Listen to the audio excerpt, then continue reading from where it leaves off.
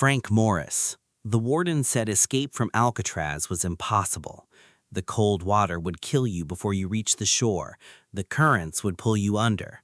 The guards would see you before you made it 10 feet. Frank Morris studied all of that, nodded, and spent 8 months proving every word of it wrong. Alcatraz sat on a 12-acre island in the middle of San Francisco Bay. The water temperature hovered around 50 degrees year-round. The currents were unpredictable and brutal. The walls were concrete reinforced with steel. The guard towers never went dark. Between 1934 and 1963, the federal government housed its most dangerous inmates there. Al Capone, Machine Gun Kelly, the Birdman of Alcatraz. In 29 years of operation, the Bureau of Prisons declared that not a single inmate successfully escaped. They were almost right. Morris arrived at Alcatraz in 1960. His IQ was tested at 133. Prison officials noted he was highly intelligent and likely to attempt escape. They were correct. Morris found a weakness nobody had bothered to fix.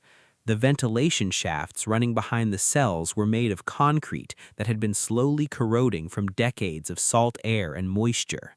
With a sharpened spoon and the metal of a broken accordion, Morris and brothers John and Clarence Anglin began digging. They worked at night. They covered the holes with painted cardboard during the day. They built dummy heads from soap, toilet paper, and real human hair collected from the prison barber shop and placed them in their beds to fool the night guards. On the night of June 11, 1962, they squeezed through the shafts, climbed to the roof, descended to the water, and launched a handmade raft built from over 50 stolen raincoats. The guards discovered the dummies the next morning. By then, Morris and the Anglin brothers were gone. The FBI investigated for 17 years. They were never found. No bodies were ever recovered. In 2013, a letter surfaced claiming to be from John Anglin, saying all 3 had survived. The FBI called it unverified. The U.S. Marshals Service kept the case open until 2015 and closed it without resolution. 3 men built a raft from raincoats, fooled an entire prison with soap heads, and vanished into the bay. Whether they drowned or disappeared, the most secure prison in American history never got an answer. El Chapo. He didn't escape through a tunnel the first time, he escaped in a laundry cart. The second time, he built the tunnel himself, and the Mexican government helped him do both. Joaquin Guzman Loera, known as El Chapo, was the head of the Sinaloa cartel, the most powerful drug trafficking organization in the world. By the mid-1990s, his cartel controlled more than half of all drugs entering the United States. In 1993, Mexican authorities arrested him and sent him to Puente Grande, a maximum security federal prison they called escape-proof. He walked out in 2001 inside a laundry cart pushed by a prison employee he had bribed. Authorities later determined that dozens of prison staff, including guards, administrators, and officials, had been on his payroll. The man running the prison was essentially working for the man inside it. He was recaptured in 2014 and sent to Altiplano, Mexico's most secure facility. Solitary confinement, 24-hour surveillance, motion sensors, armed escorts to the shower. 14 months later, on July 11, 2015, El Chapo stepped into his shower, crouched through a hole cut into the floor, and walked nearly a mile through a fully constructed tunnel that had electric lighting, a ventilation system, a modified motorcycle on rails, and a ladder leading directly up into a house his associates had purchased specifically for the exit point. The tunnel took engineers over a year to build. The engineering was precise enough that it ran directly beneath his shower without detection. Guards heard nothing. Sensors detected nothing. He was gone for 17 months before Mexican Marines recaptured him in 2016. He was extradited to the United States and convicted in 2019. He is currently serving life plus 30 years in ADX Florence, the American supermax, sometimes called the Alcatraz of the Rockies. There are no laundry carts, there are no showers with loose floors, but the men who built a lighted railway tunnel under a maximum security prison while guards watched his every move are probably still measuring something. Alfie Hinds. He was convicted of robbery in 1953. He maintained his innocence for the rest of his life, and while the British legal system refused to hear him, he decided to make his point another way. He escaped from 3 separate maximum security prisons, using nothing more than his mind. Alfie Hinds was a self-educated man with no formal legal training. When British courts convicted him of robbing a London department store, he began studying law from his cell and filing appeal after appeal. Every one was rejected. So he took a different approach. In 1955, Hinds picked the lock of a security door at Nottingham prison, climbed over the perimeter wall, and disappeared into England for 245 days before police caught him again. He was transferred to a more secure facility. He escaped again, this time by hiding in a furniture van that had been brought in for a prison workshop delivery. He was recaptured in Ireland. He escaped a 3rd time from Chelmsford prison. Each time he was caught, he used the resulting publicity to continue making his legal case. Each time the courts dismissed him, he escaped again. In 1960, while still a prisoner, Hinds successfully sued the detective who had arrested him for false statements made to the press and won damages. The case was the first of its kind in British legal history. In 1964, after serving 12 years, a criminal appeals committee quietly acknowledged that the original conviction was unsafe. He was released.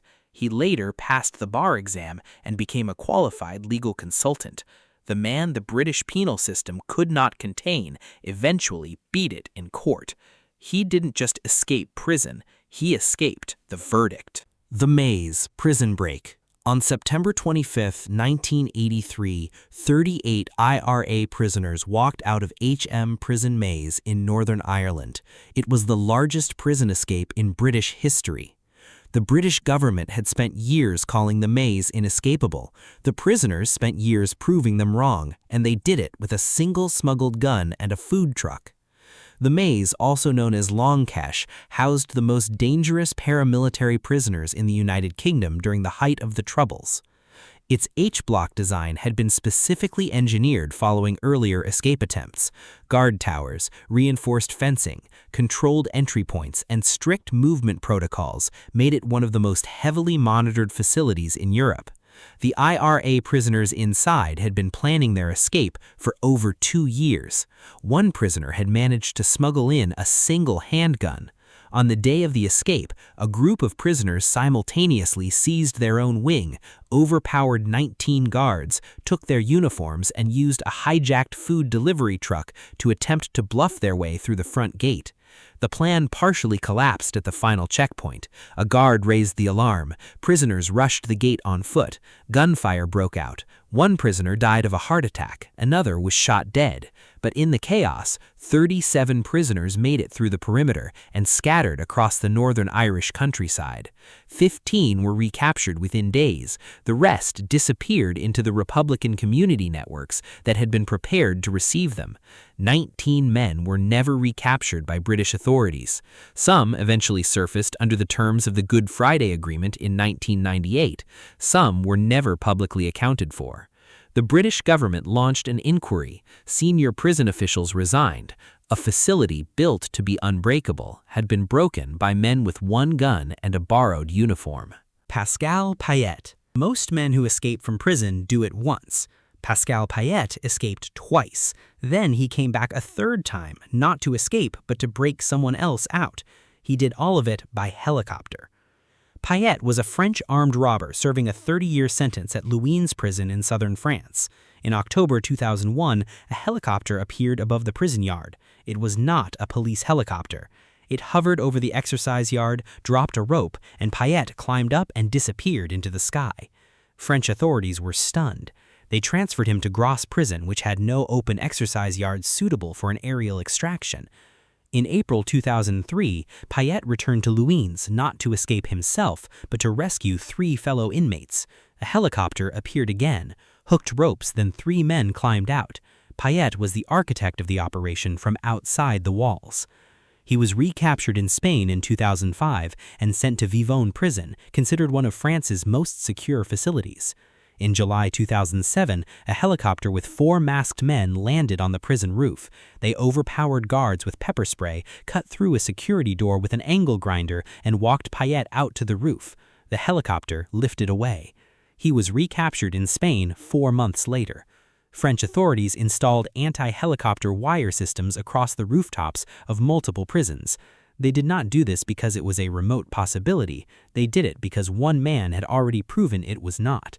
Payet is currently incarcerated. The rooftop wires are still there. There is a pattern running through every one of these escapes. The prisons were not defeated by brute force. They were defeated by patience, precision, and an absolute refusal to accept that the walls were the end of the story. Institutions build walls to contain people, and some people spend every waking hour studying the wall.